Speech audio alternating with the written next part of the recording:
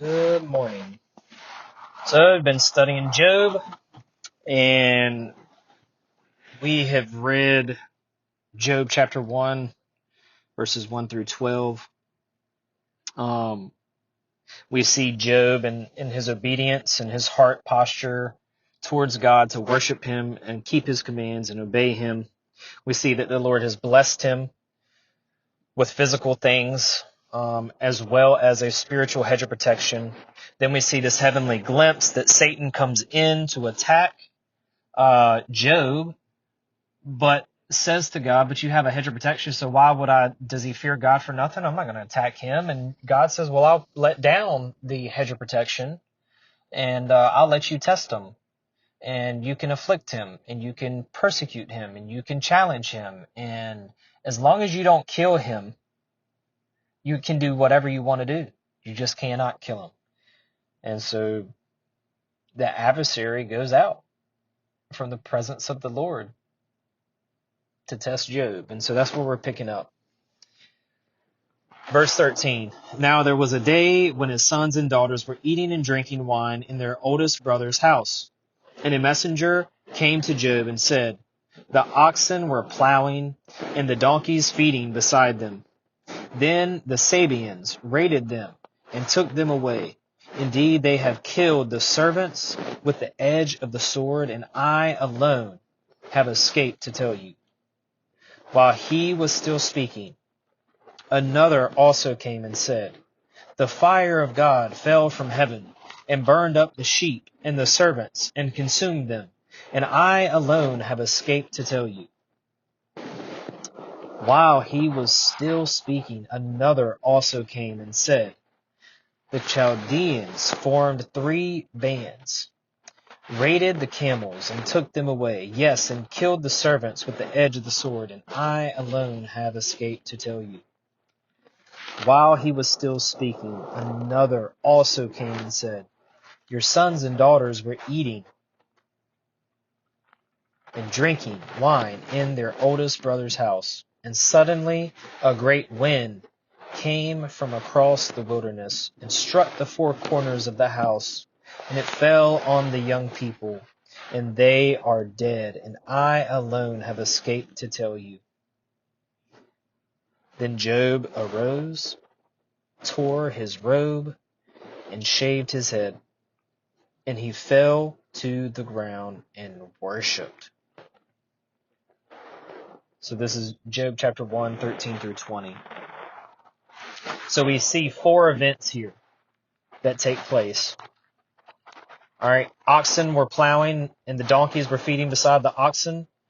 Remember, he had 500 oxen and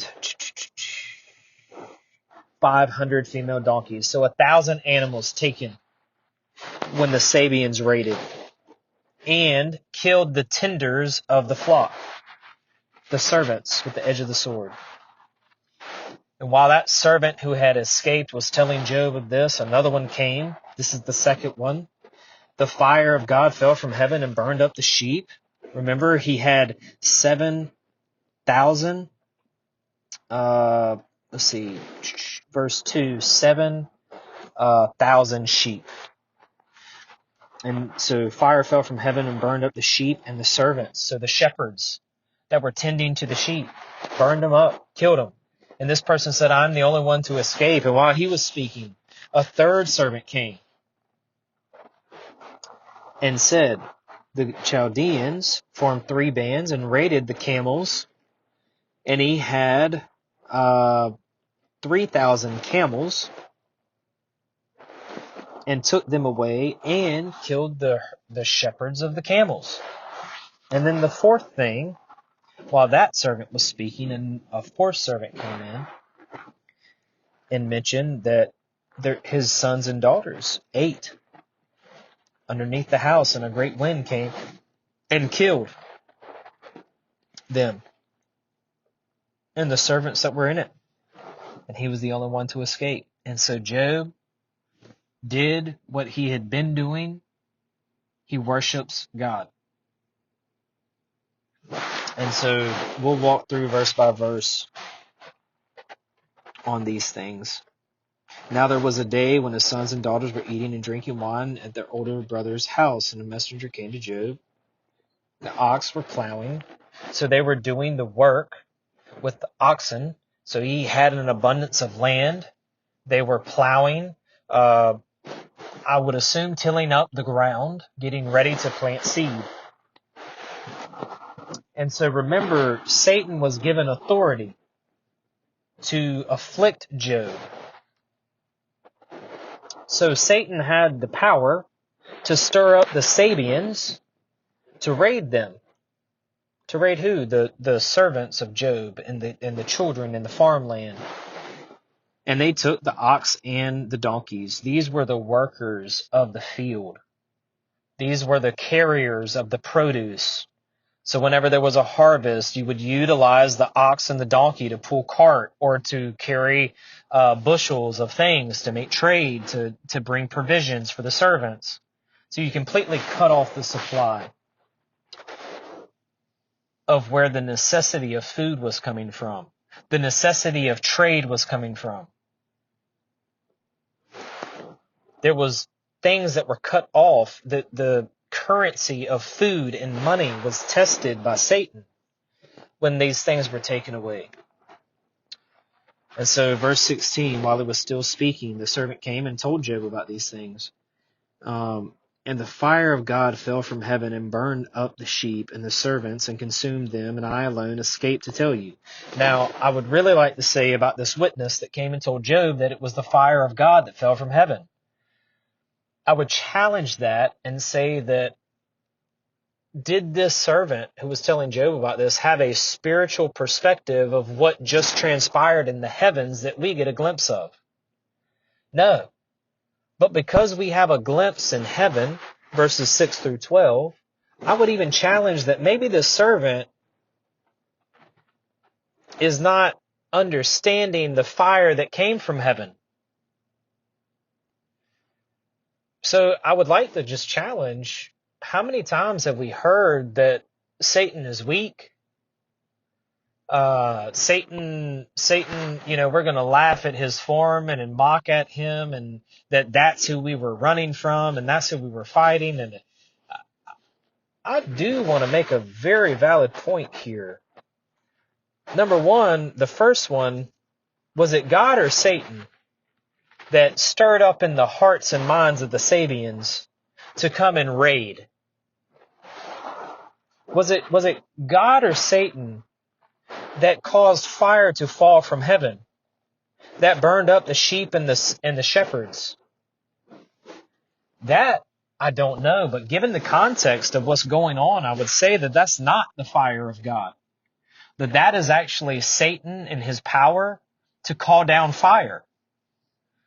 And if you do any eschatological, which is end times study, that the world is going to be deceived by a false witness, a false prophet, an antichrist, who is going to be able to call fire down from heaven. So is this alluding to the power that is actually given to the adversary? Very interesting. But this fire of God. But we also see that there's a fire from God that did consume the Egyptians. It fell from heaven. We see fire of God that fell down on Sodom and Gomorrah. That was from God. So I guess there's two possibilities here. It's either the fire of God, and God, Jehovah, Yahweh, was the one who called this fire down at the request of Satan, or Satan has the power to do the same thing and mimic the God who is in heaven, which is a scary thing. 17, while he was still speaking. So one of the servants lived from the fire that fell down and burned up the sheep and the servants. And while that one was speaking, the next one came in verse 17 and said, the Chaldeans formed 3 bands. So raiders, once again, raided the camels and took them away and killed the servants with the edge of the sword. Remember, there's going to be a mark of the beast that comes. And all who do not have this mark will not be able to buy or sell goods. It's very interesting. These are the things that the enemy is attacking in the family and the person of Job. He takes away his food because the ox were plowing. They were working to prepare for seed so that they could get seed, so that they could make bread, they could make trade. We see fire fell down and burn up the sheep. The sheep were used for milk. The sheep were used for meat and sacrifices. The sheep were used for clothing with wool. The sheep were used to graze grassland, to keep things manageable. And that was attacked. And now the Chaldeans were formed, 3 bands, and were raided the camels, which was their transportation. Because the camel was unclean to eat as far as Levitical law states. Because it did not have a split hoof, although it chewed the cud. So it was a ruminant, but it did not have a split hoof. So it was unclean for the Israelites to eat.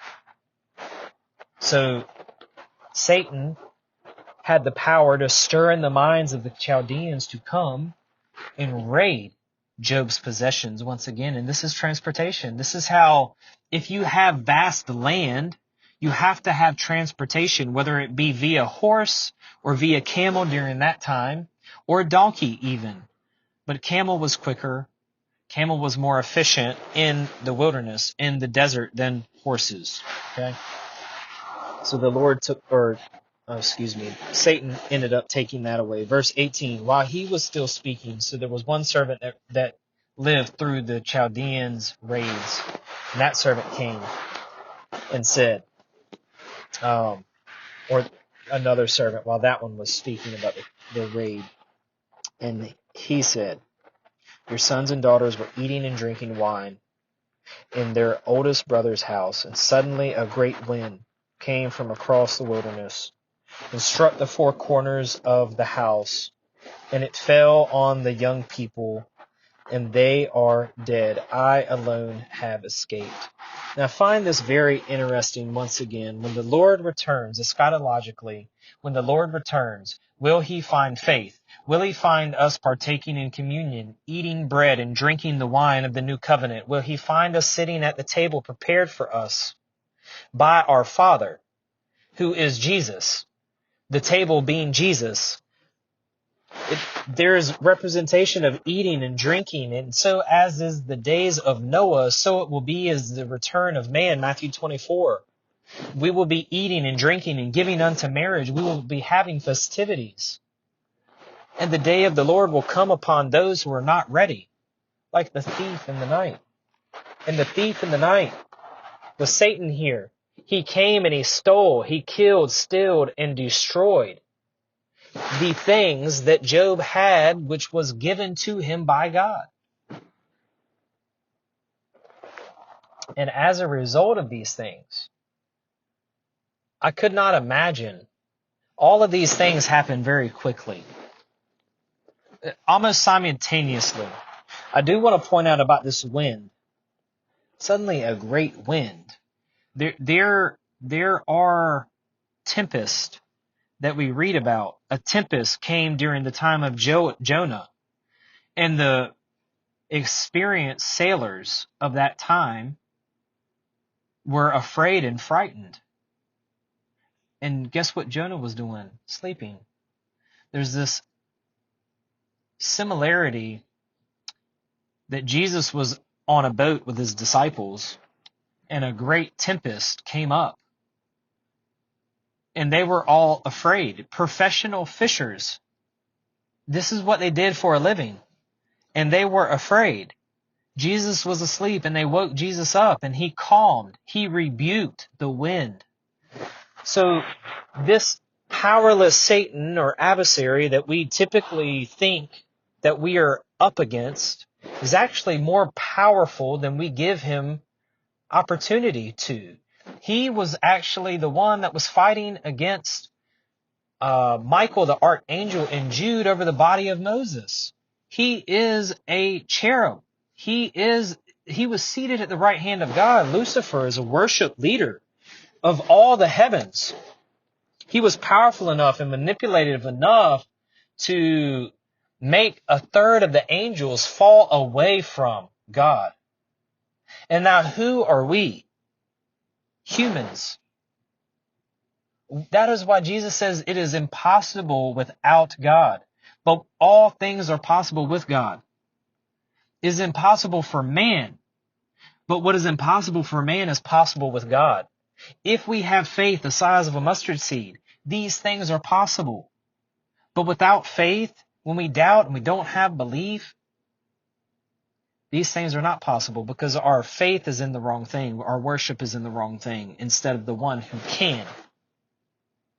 And our worship is in ourselves. But this is where the enemy has access. So the enemy tried to access Job by the physical things to get in the mind and heart of Job so that Job would worship Satan instead of worshiping God. And we see the response in verse 20, and this is what the takeaway for us is today. It says, Job arose, he tore his clothes and shaved his head, and he fell on the ground and worshiped. The circumstances that Job was allowed to be put in by God through the enemy working, his choice was to worship God. What choices are we faced with today? What adversity are we faced with today? What circumstances? What things in life are difficult? What things in life right now are challenging? What things do we want to quit on? What things do we want to walk away from? How do you know if that's God? How do you know it's not the adversary? Regardless of who it is, we need to have the response of proper worship to the one true living God. And in that worship, contentment, peace, joy, long-suffering, all of the fruit of the Spirit is what is allotted to us. But it has to start in the heart. But that is the very place that the enemy desires to get into.